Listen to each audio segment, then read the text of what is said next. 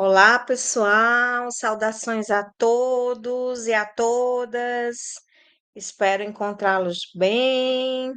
Vamos dar continuidade às nossas discussões, aos nossos estudos de psicologia da aprendizagem. Eu sou a professora Maria dos Remédios. Estou aqui com vocês para a gente poder conversar um pouco dessa ligação, né? Conversar um pouco da ligação da psicologia com a pedagogia, com a aprendizagem. Espero que vocês estejam compreendendo as nossas aulas.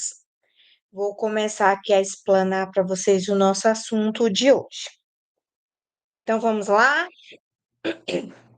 Bem, hoje nós vamos falar de psicanálise, tá? Acredito que se eu estivesse em uma aula ao vivo agora, neste exato momento, e perguntasse para vocês se vocês já ouviram falar de psicanálise, certamente vocês me falariam algo, né? E certamente vocês conheceriam este senhor que está aí na foto, o nosso jovem Sigmund Freud, né, o pai da psicanálise.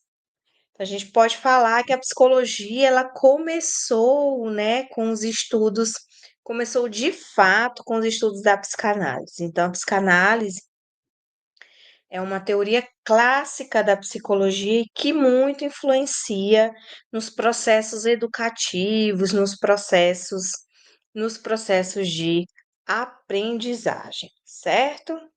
Então, vamos adiante para ver o que a psicanálise traz para nós.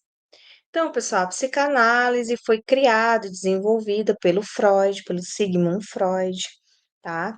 A psicanálise vai trazer questões relativas aos processos do psiquismo, né? A gente vai ver que o Freud ele traz a questão do inconsciente como sendo uma camada mais profunda da consciência, tá?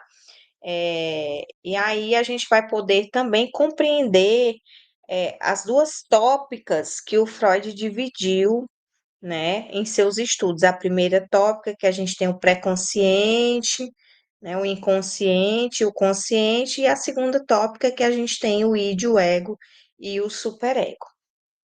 Então, a psicanálise vai trazer algumas questões referentes a problemas científicos, né? Se debruçando a questões mais científicas, partindo de casos clínicos, vai trazer alguns aspectos relativos à vida interior do homem, aos sonhos, às fantasias, aos desejos, aos conteúdos reprimidos, tá? Então, Freud ele faz essa imersão dentro dos aspectos inconscientes do indivíduo. Então vamos lá. Psicanálise se refere a quê, né? Psicanálise tanto pode ser uma teoria que estuda a estrutura e o funcionamento da psique humana, tá? Nossa psique humana, ela é estudada, analisada, né, partindo de uma teoria. E a psicanálise pode ser também um método de investigação interpretativo, que busca o significado oculto daquilo que é expresso por meio de ações e palavras, né? Através dos nossos sonhos, das nossas fantasias, dos nossos desejos reprimidos, dos nossos aspectos inconscientes, tá? E a psicanálise, pessoal, também pode ser uma prática profissional, né? Se a gente for pensar na atuação do psicólogo, nós psicólogos, nós temos abordagens. Tem psicólogos que a sua abordagem é a psicanálise. Tem psicólogo que tem abordagem cognitivo-comportamental. Tem psicólogo que é humanista, exemplo da minha, humanista do Carl Rogers, da aula passada que a gente falou. Tem psicólogo que é analista do comportamento, que é o behaviorismo que a gente estudou do Skinner, do comportamento, dos ratinhos. Então, vejam, é uma teoria, mas que também pode ser desenvolvida enquanto prática profissional, né? E aqui a psicanálise ela aparece como uma prática profissional, né? Que a análise vai ser essa busca por esse autoconhecimento, né? O Freud dizia que a cura vem pela fala, certo?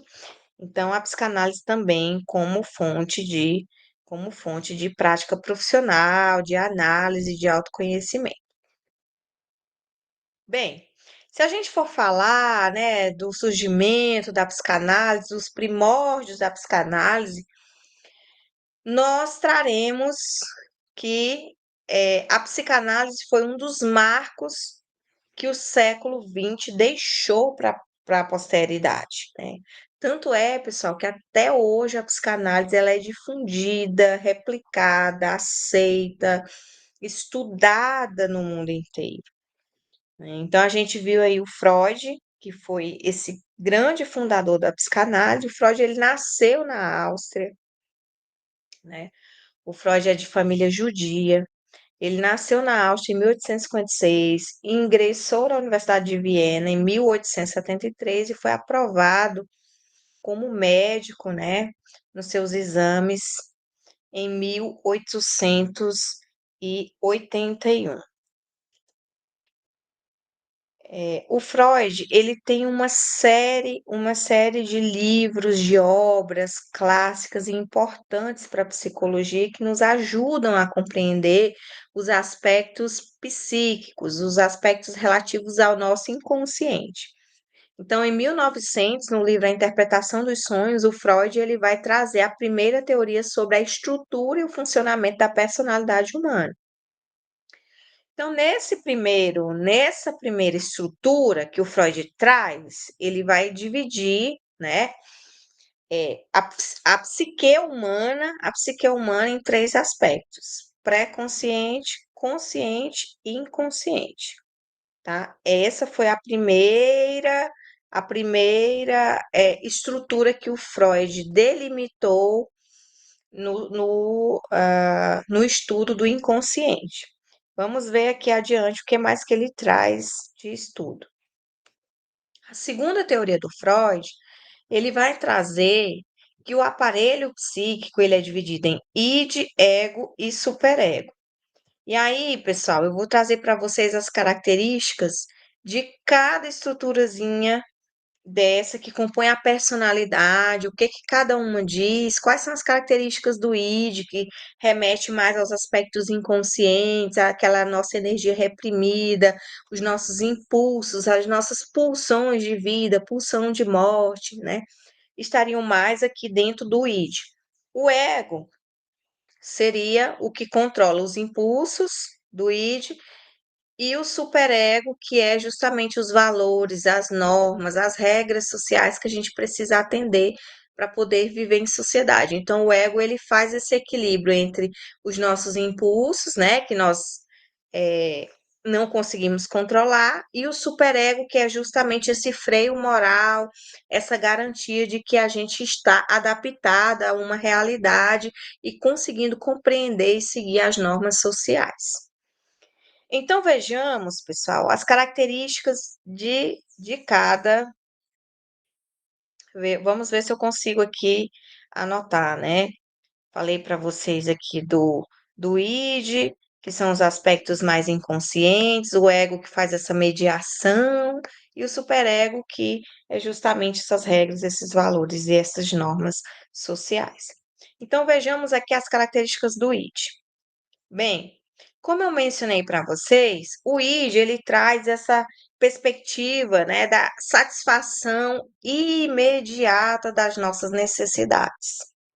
Satisfação sexual, relativas à nossa libido, aos nossos desejos ocultos, né? A, enfim, as nossas fantasias, aos nossos sonhos, todos todos essas satisfações, né, advindas da nossa energia, né, da nossa energia psíquica, pulsional, dos nossos impulsos, advém do id, que é essa camada inconsciente, tá? E que está ali guardadinha, só esperando o momento de se manifestar, tá?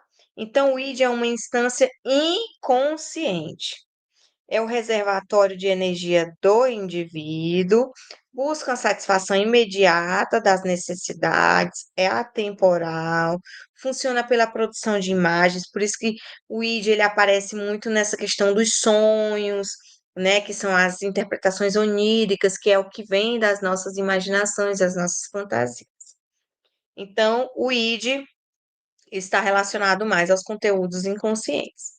O ego, pessoal, o ego é uma instância que se diferencia a partir do id, tá? Como eu falei para vocês, o ego ele é um intermediário entre o nosso desejo e a realidade que o superego controla. Então vejam, você tem o id, que é essa parte de desejo dos nossos impulsos, e você tem o superego, que é a nossa realidade, as regras, as normas, todo esse conjunto social no qual nós precisamos nos adaptar, e você tem o ego, que é justamente quem faz a intermediação entre o desejo e a realidade. Então, há uma formação instintiva inicial, partindo do id, que se desdobra em estruturas mais sofisticadas a partir da elaboração da realidade. Então, diante do desejo, o ego ele vai se mobilizar para que a realidade possa satisfazer o desejo. Claro que dentro de uma organização, certo? Vejamos aqui o superego, tá? Ainda continuando no ego, né? O ego, pessoal, dá a noção de realidade.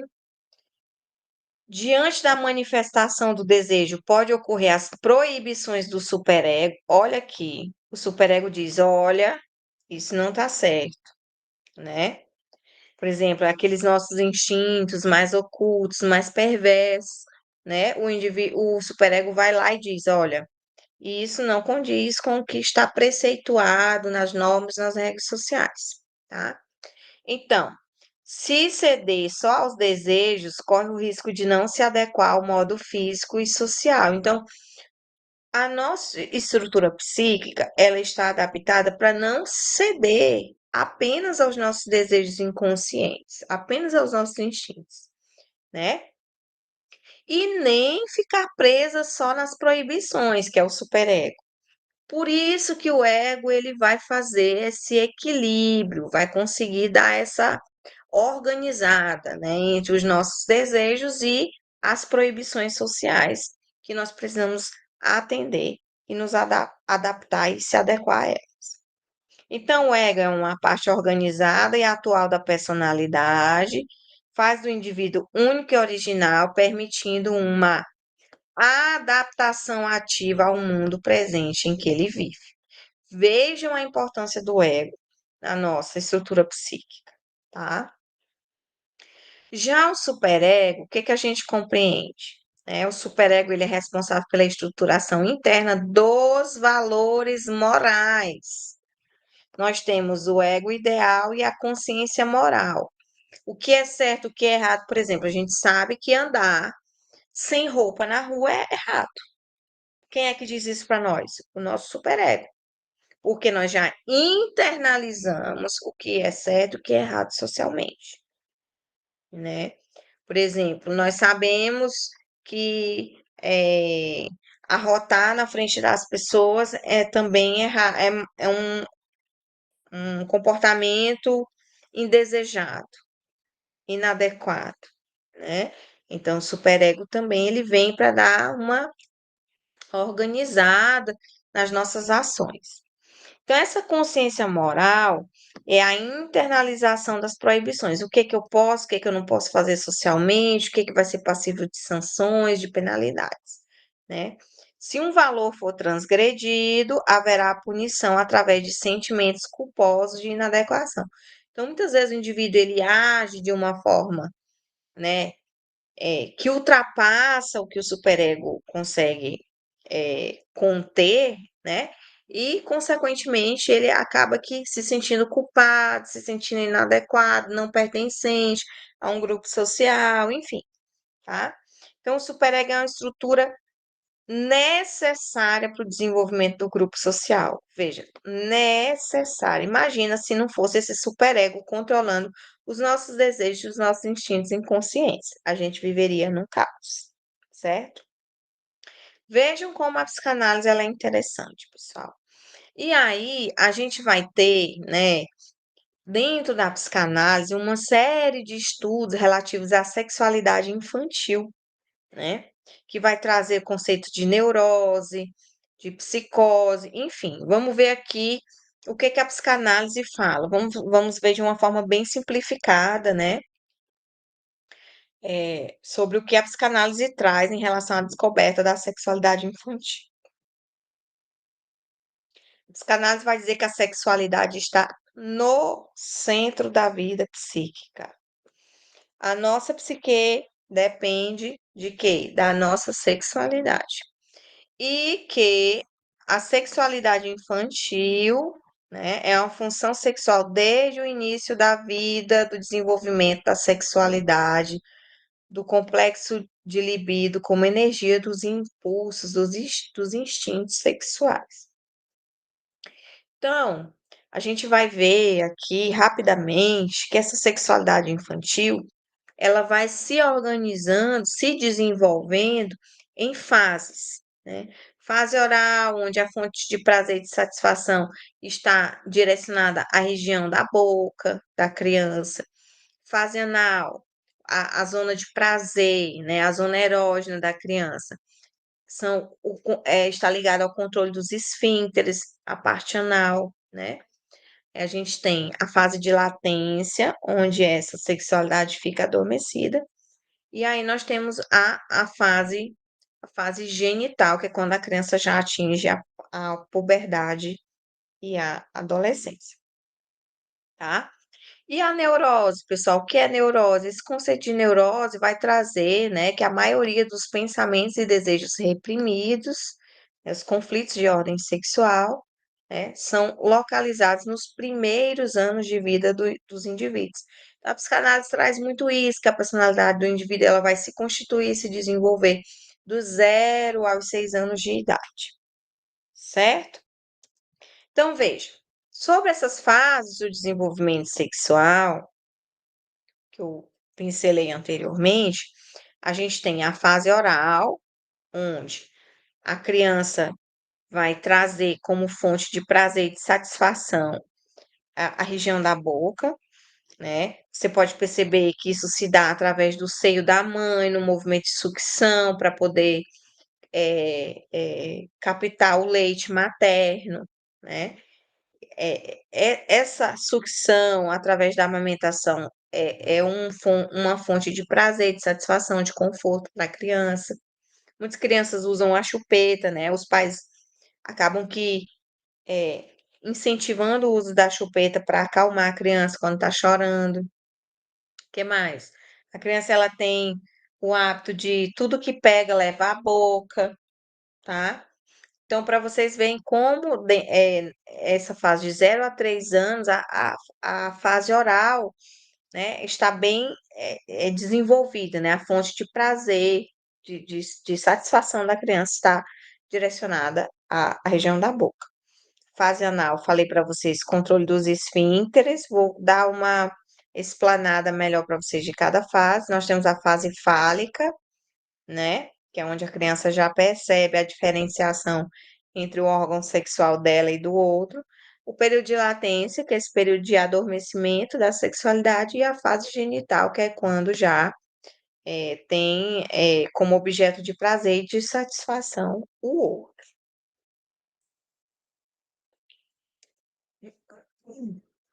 Então, vejamos, né? Na fase oral, o que o Freud falava em relação à fase oral?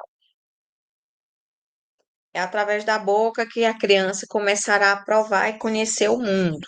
Ao nascer o bebê, ele perde a satisfação da vida intrauterina e ele é obrigado a lutar pela manutenção do seu equilíbrio, né? Então, ao nascimento, a estrutura sensorial mais desenvolvida é a boca, e que é quem vai em busca dos alimentos, da fonte de prazer e de satisfação, né, que vai sendo sanada a partir desse contato da boca com o mundo, né, da criança que direciona os objetos à boca. É pela boca que a criança vai se mobilizando na luta pela preservação do seu equilíbrio, tá? É através da boca que a criança vai começar a provar e conhecer o mundo. A libido está organizada em torno da zona oral, né? O Freud percebeu que, além da necessidade física de alimentação, a criança sente um grande prazer no ato de mamar em si. Tem crianças que chupam o dedo da mão, do pezinho, né? Então, mesmo depois de satisfeita, ela continua a sugar a chupeta. Quando dorme, faz movimentos de sucção, aparentando grande prazer. Já na fase anal, que dá início, né, por volta do terceiro ano de vida, a libido passa da organização oral para anal. Você tem aqui, por exemplo, de 0 a 2 anos a fase oral e a partir do segundo ano de vida a fase anal. Tem alguns autores que trazem de 0 a 2 a oral e tem alguns autores que trazem de 0 a 3, tá? Mas o Freud diz que é de 0 a 2 a oral e a anal vai aparecer a partir do segundo ano. No segundo e no terceiro ano de vida, dá-se a maturação do controle muscular da criança. Ou seja, vai se organizando a organização psicomotora de base da criança. É o período em que a criança inicia o andar, falar e que vai estabelecendo esse controle dos esfíncteres, tanto para urinar e para defecar.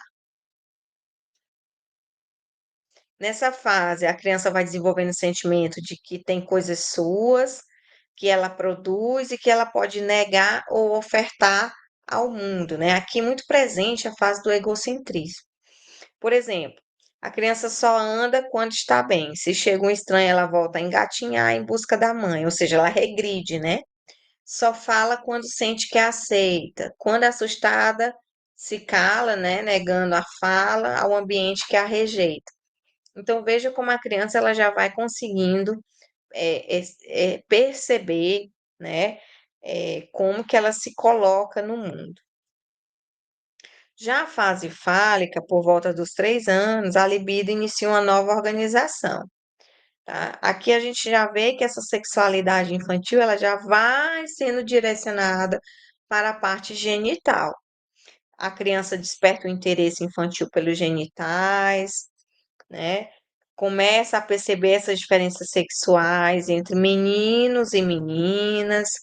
O sexo masculino passa a ser definido pela presença do órgão fálico, do objeto fálico, ao passo que as mulheres identificam-se pela sua ausência. Então, Freud, em suas obras, ele vai até trazer que as meninas vivenciam essa angústia de castração, enquanto os meninos eles se veem dotados desse objeto fálico que é o pênis, né? Que é o órgão genital. E as meninas, elas se percebem nessa ausência do pênis, do objeto fálico, né? Então, passa a viver a angústia de castração. Por que que não tem esse objeto fálico? Então, a obra do Freud, ela é bem complexa, pessoal. Se a gente fosse aprofundar, estudar a fundo, mas em suma é isso, né? De uma forma bem simplificada que eu posso trazer para vocês a obra psicanalítica do Sigmund Freud. É nessa fase que o menino vai definir junto a quem ele vai buscar prazer. Quando se fala em atração sexual infantil, essa vai acontecendo somente no plano da fantasia, porque ainda não existe uma organização estrutural para que essa essa essa essa eh, relação sexual ocorra de fato, né? Ela está ali no plano da fantasia, a partir dos 3 anos de idade. É natural que na fase fálica o menino seja dirigido para a busca de uma figura feminina, pois buscá-la faz parte de uma organização filogenética de preservação e continuação da vida, né? Essa questão de se identificar com o órgão, com o sexo oposto, né? Fase de latência é um período em que a energia sexual ela é canalizada para outras finalidades, para o desenvolvimento intelectual e social da criança, Se vocês forem lembrar do Piaget, essa fase aqui é a fase das operações concretas, é a fase da escolarização, então a sexualidade ela dá uma adormecida nessa fase, né? Por volta dos 8, 9 anos de idade, certo? Esse processo de canalizar uma energia inicialmente sexual em uma energia mobilizadora chamamos de realizações socialmente produtivas de sublimação. Então, a criança ela tem essa capacidade de sublimar para uma outra tarefa essa fonte de energia psíquica, de libidinal, de prazer e de satisfação. É um período que vai ser intermediário, né, entre a genitalidade infantil, a fase fálica, e a adulta, que é a fase genital, então você tem aí esse período de latência. A sexualidade permanece reprimida nesse período, aguardando a eclosão da puberdade, né, que é por volta dos 11 anos, que vai ressurgindo. Enquanto a sexualidade permanece adormecida, as grandes conquistas dessa etapa se dão na esfera intelectual e social. É um período típico da escolaridade formal. Falei para vocês que o processo de escolarização geralmente acontece nessa fase. E a fase genital, né, pessoal? Que é quando a gente percebe que há essas mudanças biológicas, fisiológicas, né? Quando há essas adaptações que o indivíduo consegue desenvolver, né? Tanto dentro do aspecto intelectual quanto social. As meninas começam a ter o surgimento da menarca, a primeira menstruação, aparecimento de pelos pubianos, os seios, né? Enquanto que os meninos têm o engrossamento da voz, também aparecimento de pelos pubianos. Então, você já consegue perceber essas mudanças biológicas, fisiológicas nessa fase, né? Ao perguntarem a Freud em sua velhice como ele definiria um homem adulto normal, ele respondeu que o homem normal era aquele que é capaz de amar e trabalhar. Atingir a fase genital para a psicanálise é atingir o pleno desenvolvimento do adulto normal, né? Então, para vocês verem como que a questão da sexualidade é primordial na teoria do Freud. Então, dentro da fase genital, o indivíduo ele discrimina o seu papel sexual, se desenvolve intelectualmente, socialmente, ele é capaz de definir um vínculo afetivo significativo e duradouro, procriará e seus filhos serão fontes de prazer, será capaz de trabalhar e de produzir. Então, a gente tem essas fases que eu citei para vocês, que são fases importantes, que a psicanálise estuda, que a psicanálise vai trazer para nós, né? Fase oral, fase anal, fálica, latência e genital, tá? Eu falei para vocês também das duas tópicas do Freud, a primeira que é o pré-consciente, inconsciente, consciente, e a segunda que é o id, o ego e o superego, e trouxe também as características de cada um, né? Para que vocês possam compreender como que o Freud ele conseguiu organizar os seus estudos do aparelho psíquico, tá? Pessoal, de psicanálise eu acredito que seja isso, tá? A gente tem essa grande contribuição do Freud dentro da psicanálise, mas a psicanálise ela não se resume apenas à teoria freudiana, a gente tem Lacan, a gente tem Jung, né? A gente tem Melanie Klein também, que desenvolveu estudos psicanalíticos, Ana Freud, quem mais? O Winnicott, né? O Winnicott, que estudou muito essa questão infantil. Mas a teoria do Freud é uma teoria que tem uma ampla repercussão, sobretudo, inclusive, né, dentro dos estudos da pedagogia, dos processos educativos, dos estudos em educação, né, de como o indivíduo ele desenvolve os seus processos conscientes, inconscientes, psíquicos, cognitivos. Então, a psicanálise ela vai trazer essa grande contribuição, tá? Espero que vocês tenham entendido um pouco de psicanálise, essa teoria tão importante, clássica, né, que consegue aí se manter dentro do campo científico há muito tempo. há muito tempo, né? E acredito que muita gente já tenha ouvido falar de Sigmund Freud. Tudo bem? Desejo bons estudos a todos.